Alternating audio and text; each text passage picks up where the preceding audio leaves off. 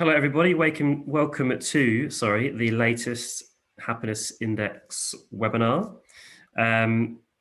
Just in case any of you are listening for the first time, and just to briefly explain what the Happiness Index is, we are essentially an employee engagement and happiness platform. So if we are completely new to you, and if looking after the engagement and happiness of your employees is important to you, then please do get in touch. So I'm Pat, I'm your guest host for today. I work in customer success at the Happiness Index. I'm also joined by Clive Hyland, who is our Head of Neuroscience at the Happiness Index. And Clive, this may come as a surprise to you, but not everyone has heard of you. So would you mind just quickly introducing yourself, maybe a bit of your background and what you do, if that's okay? Yeah, I'm still working on it, Pat. There were some kids in the playground the other day, never heard of me. I was disgusted. Yeah. So basically, obviously, as you know, I advise the Happiness Index on the neuroscience content and background, and that comes after like a 30-year career in business, which started off with 10 years in HR and 20 years on the business side. And for the last, 16, 17 years, I've been focusing on neuroscience, and I think we may touch on that. Fantastic. Excellent. Thank you, Clive. So I'm just going to help bring this to life and just, I guess, highlight what this obviously particular webinar is all about, is we are today going to talk about the change curve. So just very quickly from for someone who works in the customer success team here at the Happiness Index, a big part of our role is presenting results back to organizations in terms of how their people feel and think about working for that particular company. When they see those results, everybody will react differently. Some may be surprised, some may feel actually that makes a lot of sense to them, and so on.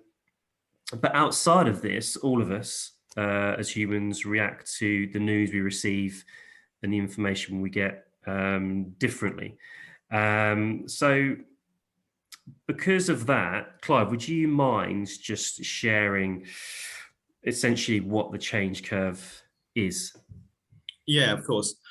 And the starting point is that, we use this model and update it from a neuroscience point of view. And it's important, the differences, but the origin of this is the Kubler-Ross curve, which will be familiar to a lot of people, which started really about how people process grief. But bringing it up to date now is what's really important. And this is essentially a reflection of the way that our brain works. And it happens all the time, every second of the day. This is effectively the chain of events that happens in the brain, okay? So, and what we've done here is captured it in such a way that we can map people's reactions to whatever's going on in the business.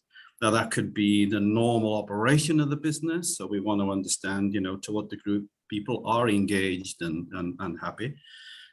Or it could be around specific events. Do you want me to just give you a quick summary of the slide itself? Yeah, I think that'd be great, Clive. And then once we've done that, we can get into a bit more of some of the nuanced aspects. Yeah. So I said we do this every second of the day. And basically, yes, it is because essentially our brains are predictive. They're constantly working out. They have an expectation of what's going to happen next. And from an energy efficiency point of view, that's really important. But equally, when something doesn't go to plan, we have this reaction, which is reflected in this slide. And it can be at a very routine level, a minor surprise, like we've reached out, like it's classic with me. I'm reading a book, I reach out for something to write a note, expecting to pick up a pen, and I pick up a pencil. Now, immediately, this reaction would happen in the brain because there's an emotional peak, which in this case would be very small, and basically is flagging the fact that something hasn't gone to plan. Therefore, there's change that we need to take more time to process, okay? And all it means in this particular case that I'm talking about is, okay, I just recognize I've picked up a pencil rather than a pen, right? Big deal. But the same principles apply when we're talking about major change, such as, again, personal loss, challenges in relationships, organizational restructuring, all that type of stuff. And what happens is the degree of arousal, which is the energy axis, you can see, the vertical axis, changes dramatically. And that's part of what we need to understand is, what's the level of reaction that people go through as they recognize, first of all, that this change is on the way. So you see, change itself represents a challenge for the brain because the brain likes to be familiar. Nevertheless, we also have a part of us which is curious and wants to move forward. So at that peak of emotion point where, there's been a trigger that's flagging change, we can be either threatened or excited. The principles are exactly the same because it's adrenaline driven, and adrenaline is neither a positive nor a negative. It's just, petrol effectively going through the system, priming us for a reaction. And what follows then is essentially after that first emotional response, the downward curve is all about processing and trying to make sense of that change. Now, if we can't make sense of it, and we're not adequately supported during that time, we're going to be stuck in the past. And we're going to be hanging on to the period before the change, okay? And that means the process of moving through is going to be difficult. On the other hand, if we can start to build during the processing time a view of the future, and we can start to create a personal connection with that, that'll help us through the curve down to this point of acceptance, where it's like, that's basically where we say, okay, I get it, it's time to move on. I've got an outlook to the future. I've acknowledged my feelings, but now I have to start piecing together what comes next. And obviously there's a hell of a lot of stuff in this, but maybe that's okay just as a starter. That's perfect. Thank you, Clive. And is it fair to say that all of us, we go through changes differently and we react to the information differently? Well, of course, we will react differently because that depends on our experiences, and what's built into our memory. But the process will be the same for all of us. We won't be aware of it most of the time. And that's the point of this, is to raise awareness of what's going on, because any intervention to try and accelerate successfully the rate of change, we need to understand the state that people are in. Fantastic. And I think that's why I mentioned the example at the beginning around when we're presenting results back. Some can process and very quickly rationalize what the results are. Some might be very much emotionally impacted by what they're seeing and hearing.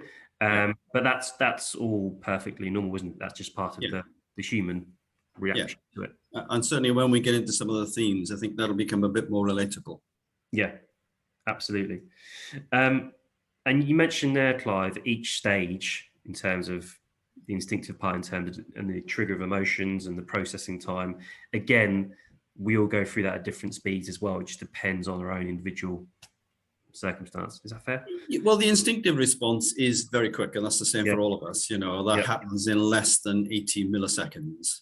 So that's a very quick timing, and that's our response, whether it's positive or negative or even confused. That all comes from our history and the association we have with the changes in front of us. Our emotions then are the expression of those instincts. Whether negative or positive, that's what we start to see and feel. We don't, other than sometimes intuitively, most of the time we don't feel instincts other than just a very strange sort of connection with what's going on inside of us.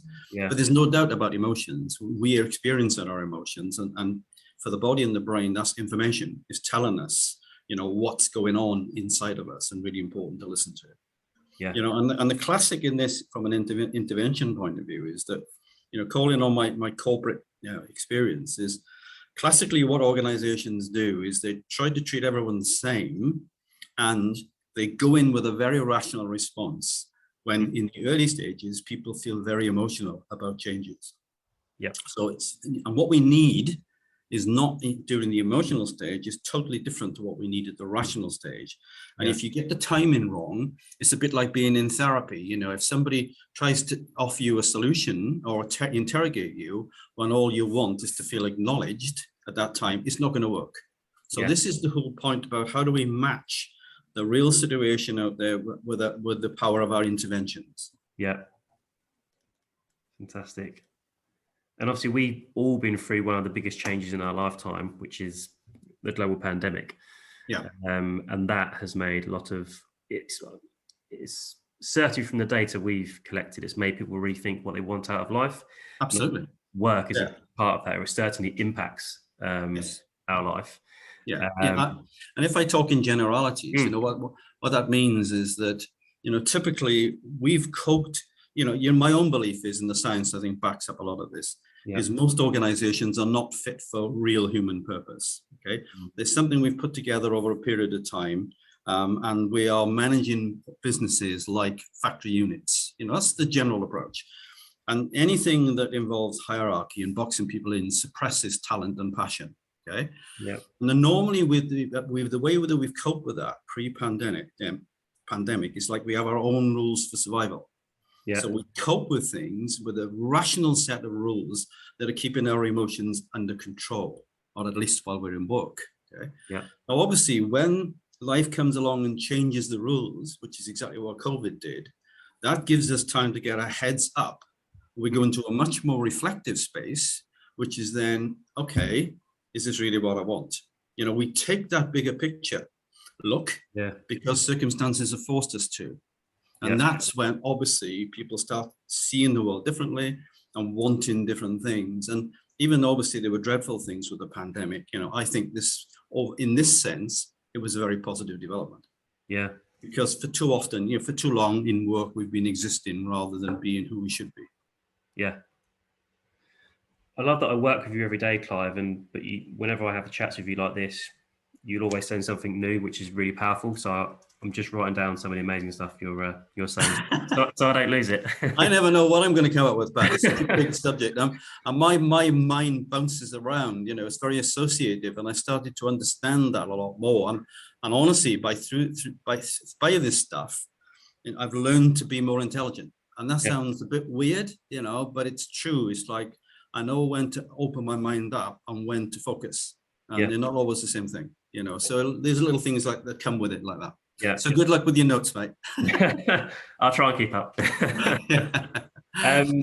So just to, I guess, follow on from the COVID a little bit, we certainly found from the data that was coming through, and you've alluded to this, Clive, some people were very instinctive with their feedback. They just had to express how they feel. But also some people were very reflective in terms of, this is what my working life was like prior to COVID, but actually my principles and my views of what I think I need have changed a lot. And we saw companies react to that via ways of working in terms of flexible working being even more enhanced. Some completely changed the structure of their companies and so on. So we've certainly seen it change how companies work and behave in the long run. Why, if you could summarize as well, Clive, why, if, say, for example, a HR director or a CEO is listening to this, why should they care about the change curve and how that impacts how people think and feel? Because we're dealing with the source material, human nature. You know, this is as close as we can get to it at this stage. You know, obviously there'll be more to come in due course. And it's like, you know, we need to understand people as people, not as job descriptions. Yeah, it's not about what people do. It's about who people are, because they can always bring more, and in most cases want to bring more. Yeah. And this isn't me, you know, sort of dreaming things up. And, you know, I've not been smoking anything. This is based on the science, you know, that when people feel acknowledged and trusted, for instance, they will bring a lot more to the party. And again, it's back to the whole thing about, in the past, we've compensated for the lack of connection with the overall business mission and goals, etc., by our relationships with the people that we work with, which is why the relationship with the manager is so important. But it doesn't have to be like that. You know, we can feel that sense of passion and enthusiasm for the whole business if we go about it in the right way. Yeah. And putting it in the context of COVID, you know, absolutely. I'm getting drawn more and more into well-being discussions. Yeah. Okay? Because there's a lot neuroscience can say about what's actually going on in the body. Yeah. And it's what I try to do is help people to understand that, to understand their own processing, and what that means, and to allow them to get new choices to bring back to the table. Yeah. So if I'm the HR director, I want to know what's going on in my business. And that means being as close as possible to what people are feeling. Yeah. The essence of this is our emotions drive us much more than our thoughts. Yeah. Our emotions are far more powerful. They happen at around about 3 times quicker than our thoughts, in 80 milliseconds versus 250 milliseconds. And that means our thoughts are only ever trying to catch up with our emotions, make sense of them, negotiate with them, moderate them, etc. And that's obvious if you step back and think about it, because if we were rational human beings, we'd never be upset.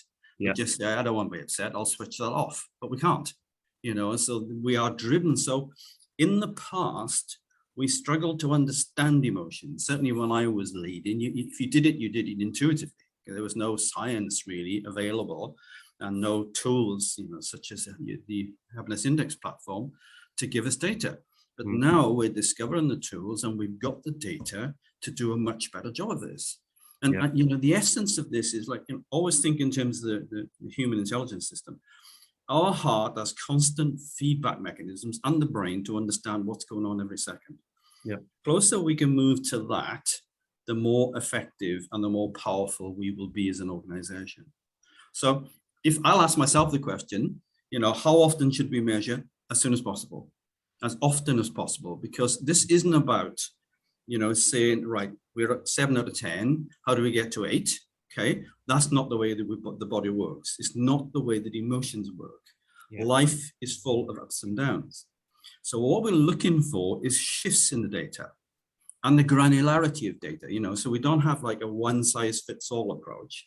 You may have one part of the organization that's been hit very hard by a change, and another part, it's positive news for them. So we need that granularity of data to understand not only what's going on, for instance, emotionally in business, but also where it's happening. But now, for instance, if we establish by the data that the organization is in a perilous emotional state, we can then bring in interventions based on the change curve and the themes that we use that will deal with that, and not try to deal with it rationally, because that is far too early in the process. Yeah.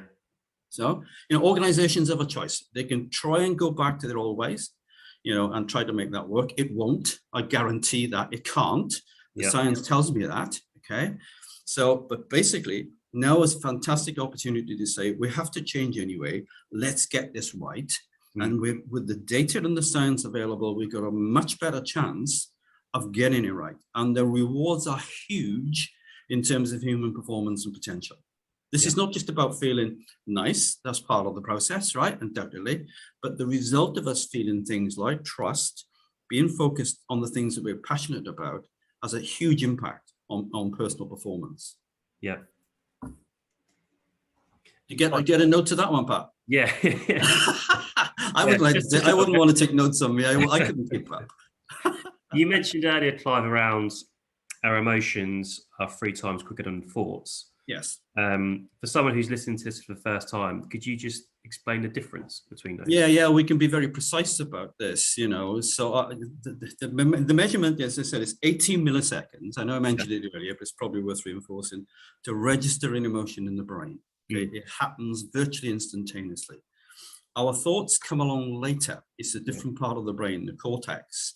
And that's quite intentional, because by coming along later, they have more information available so that we can have considered responses to what we're doing, whereas there is no chance in the emotional state to be considered.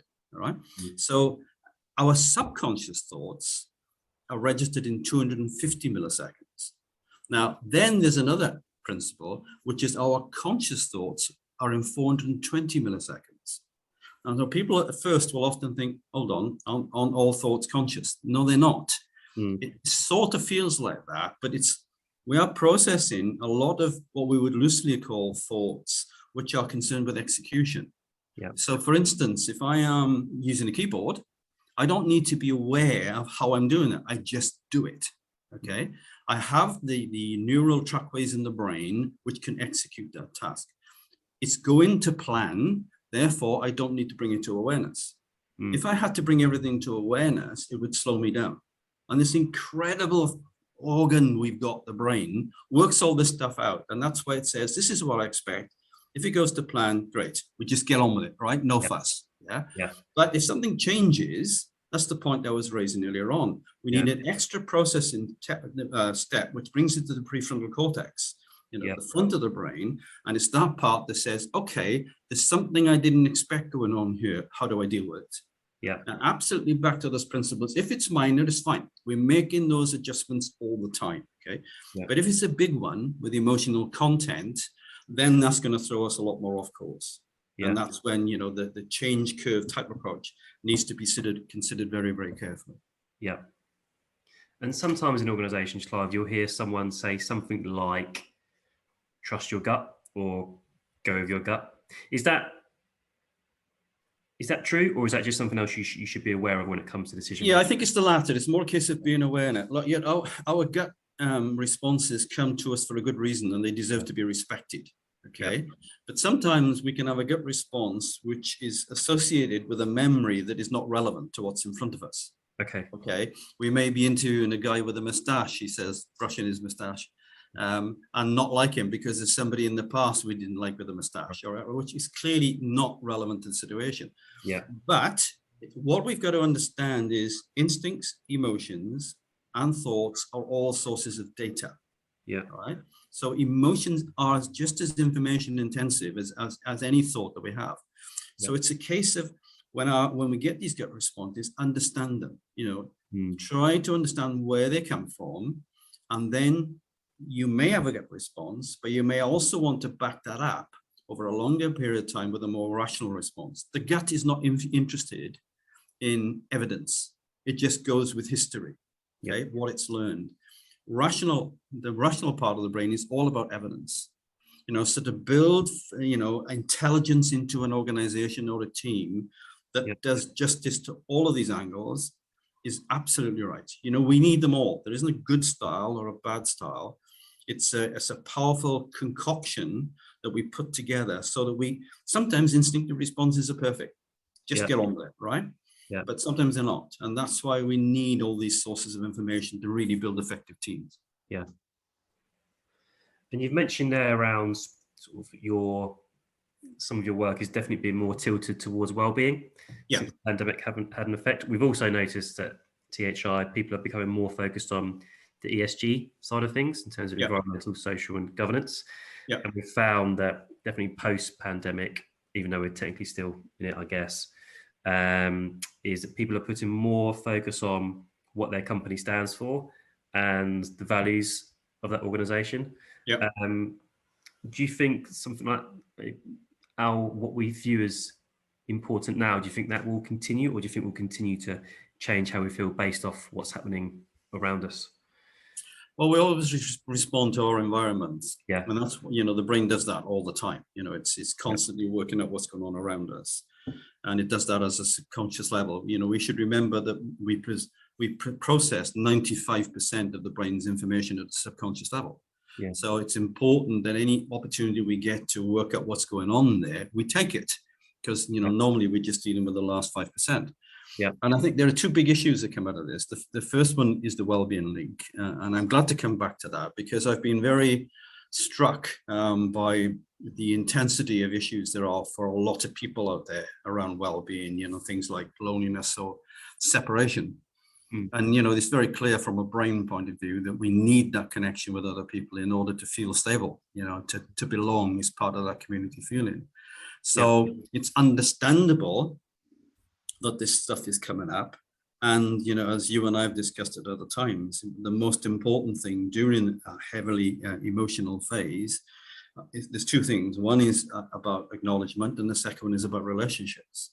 So the fact that if we can create trusted environments for people to come forward and discuss these things and feel that they're not alone and feel that they're not going mad, that's a huge benefit for well-being. And because I said I'm getting drawn more and more into that, because obviously I can talk to the brain and the body and how that those needs and how we can address those needs. But the other thing is about organizational connection and purpose. Yeah. Working across a number of clients, as you know that I do, what shouts out very loud for me is that businesses, and I don't just mean commercial businesses, I mean NGOs, etc. They are desperately looking for a new organizational model. The people with the greatest passion do not believe in hierarchies, but hierarchies are the traditional structures that we have invested in.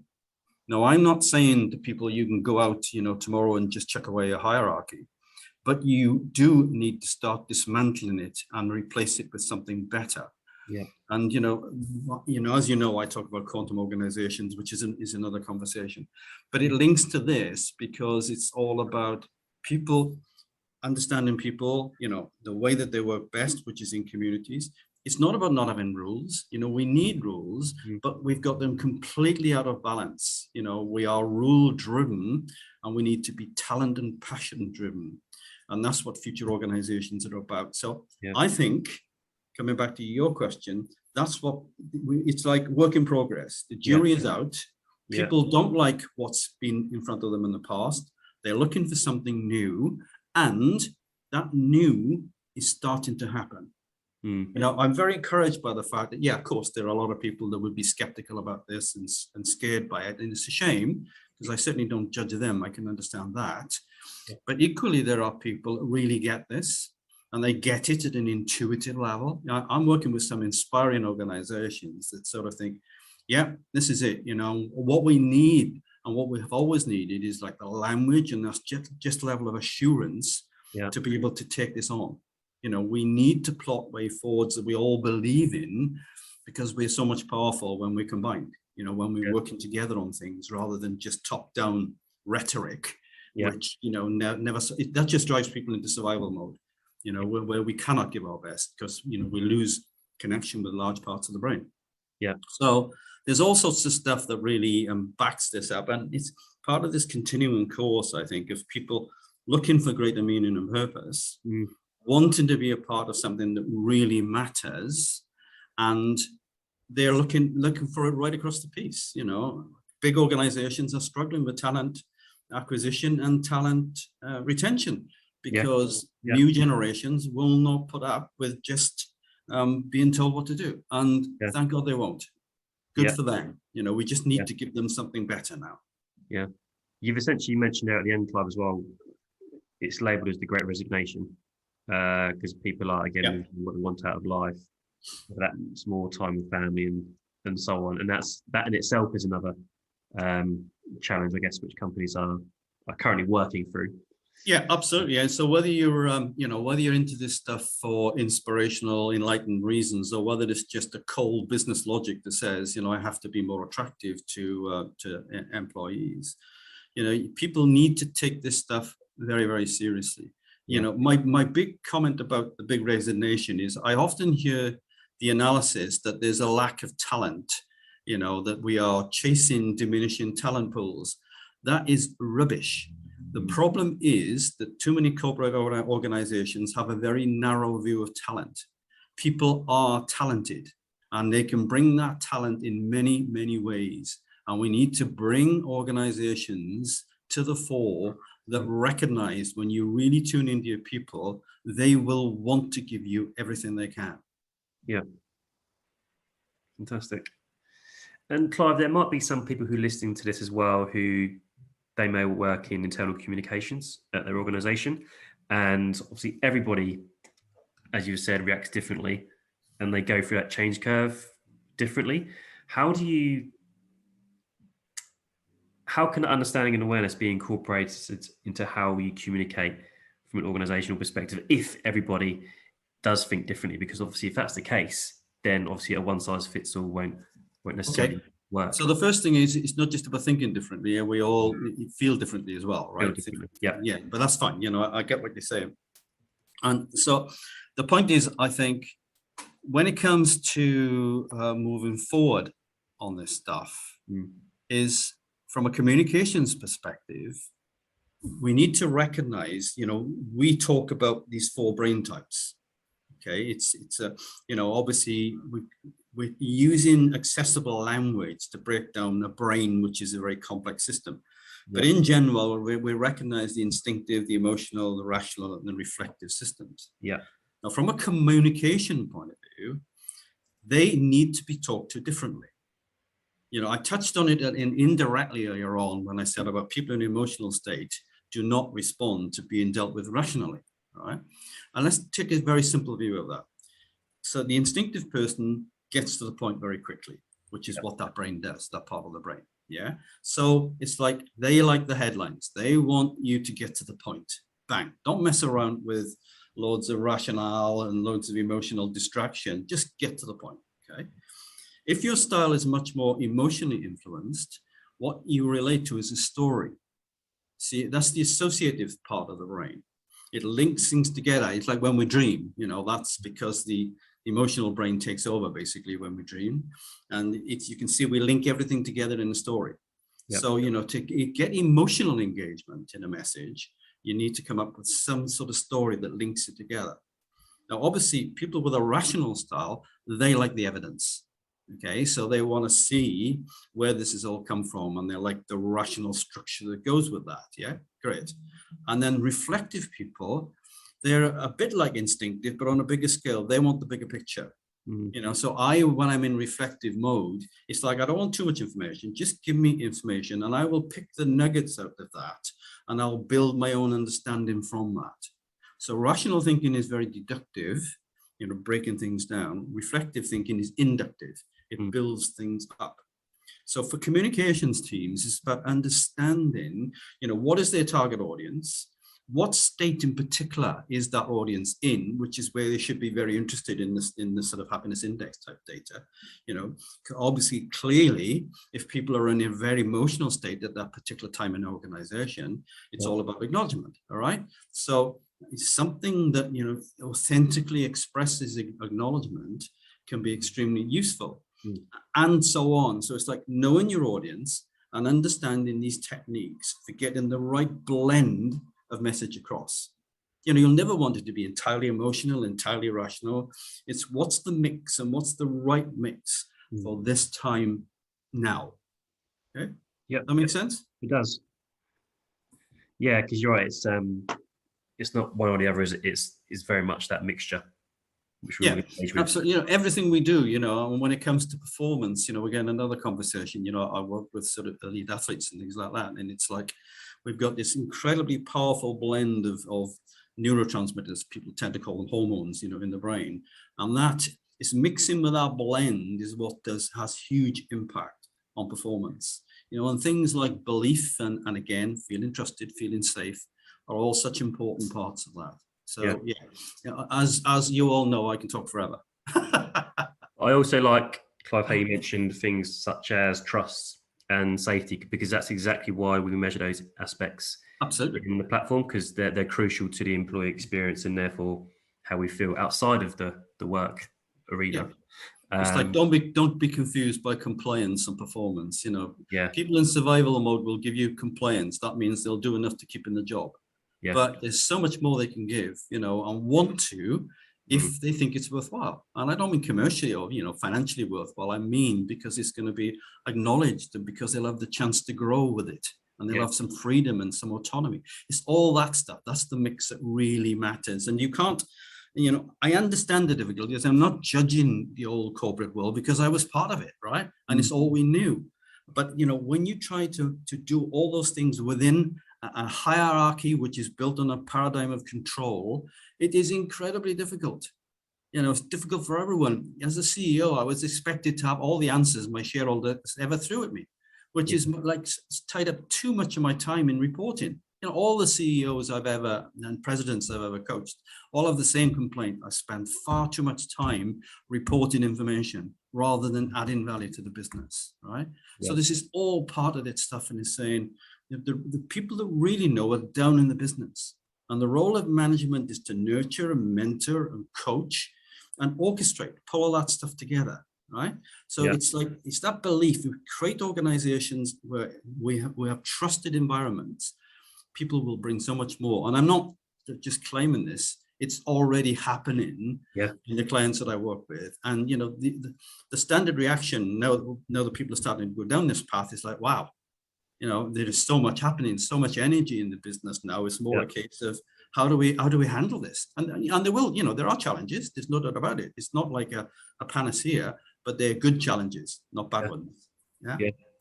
And I guess, Clive, as well, I assume that if you are someone who's in, let's call it a very much a traditional organization, that actually the first step to trying to change it to something more in line with what you've been talking about over the last half an hour or so is just, I guess, at first, a simple understanding of what is possible if they start to look into these types of ways of thinking more and more.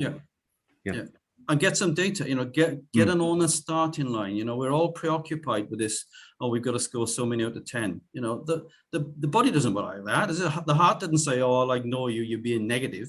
You know, it has to deal with what's going on. So it's like, start again, create a new baseline.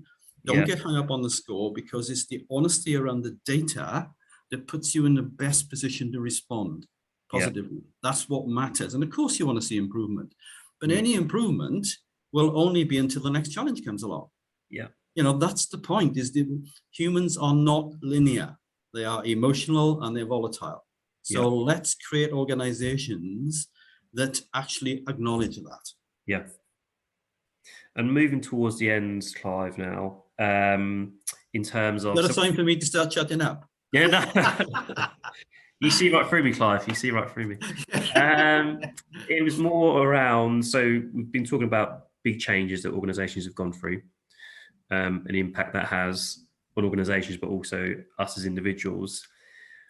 When a company is going through a big change, it could be a global pandemic, it could be new leadership, it could be a new office location, it could be a new hybrid way of working.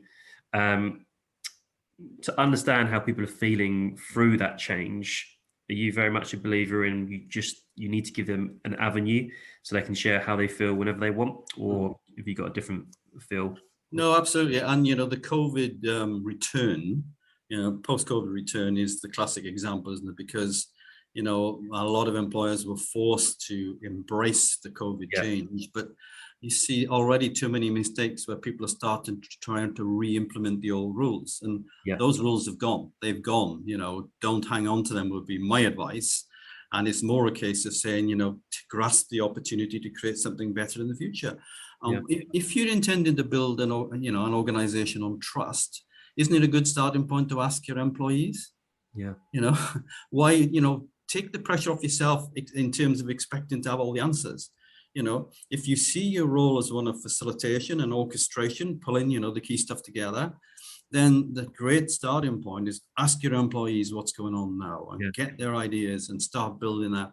And you'll already start winning the trust battle. And it's also about, I guess, embracing what people share, even if it's not it may not be as favorable as what others feel and think. But actually, we often find the more constructive comments can be a greater source of learning. So it's very much about embracing the whole picture, isn't it? It is. And if people need to be emotional, let them be emotional, obviously in a safe environment. And it's not about being emotional forever. It's just acknowledgement. And then once people have had the chance to express, you know, their frustration or whatever it is, then it's back to, okay, so great, you know, but the question now is, how do we move forward? But you've got to get that question at the right time, you know, not when they're feeling at their worst, and not too late in the process either, because at the end of the day, of course, we all as business communities have to move forward. We're only sustainable if we're financially successful. So there's no, you know, there's no weakening of the financial imperatives here. It's all about how we get there. Fantastic.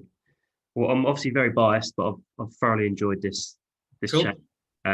Clive, is there anything else, Clive, you want to mention around anything you feel might not have been shared? No, I don't think so. You know, I think we've given it a good airing, and I guess it's just, you know, it's back to the same old appeal that I've made in the past, you know, because I worked in HR and I know how important, you know, their roles can be, you know, and I know it's difficult because they've often been cast in different with different expectations, to service old corporate type organizations. Yeah. But it's like, even baby steps, I encourage them to start taking their place in the creation of a new organizational world, because if you were sat in my place, you would see these little fires burning everywhere, and that is going to happen. So let's try and do it in a sensible, but accelerated way. Excellent. And Clive, you're probably too humble to share this, but you've also written some books about the wider neuroscience topic. Would you like to do a quick plug for some of your work? Yeah, well, yeah, I've done a number of books. I guess the two relevant ones here are the Neuro Edge and the Quantum Way. The Neuro Edge is more about the neuroscience. They're both, published through the Happiness Index, and Quantum Way is more about the quantum principles of essentially understanding energy in organization. We haven't gone into the physics today because I think this is enough for people to handle, but there's nothing, it's all compatible with what we're saying. Quantum organizations are organizations that are in flow, and the principles are entirely the same. Clive, you just mentioned it, sorry, very quickly, you mentioned in flow. Yeah. You just quickly you want me to summarize it quickly? Yeah. Because I could say, whoa, that's a big conversation. Look, I think for this purpose, it's just a matter of saying flow means we're in a natural state. Yeah. People, if anyone watched the golf on the weekend, and seeing golfers in a natural state and things like that, it's like where we're not distracted by worries. We're doing the things that we believe in, and we have rehearsed the skills time and time again to be able to do it. So we're where we want to be, and the flow state there is both a personal state and an organizational state. It's all about how do we get there personally and how do we get there as a total organization. And the research shows, this is my last comment, that our productivity has the potential to grow by a factor of 5. Now, that's not just science, that's research done by McKinsey over 10 years. Yeah. We're not messing about here. This is something that completely change the world that we are used to. Yeah, fantastic. And the more organization can be focused on getting closer to that inflow culture, I guess, then the better. Absolutely. For everybody. Absolutely, and they've got to be realistic, but it's like, why are you waiting? Start the process. Yeah, fantastic. I think that's a perfect place to Okay, finish it, Clive. Thank you very much. Good. And this will be out soon. And happy listening, everybody. Thank you for taking your time to take part. Thanks, Clive. Cheers, Pat. All the best, mate. Cheers, you too. Bye. Cheers, bye.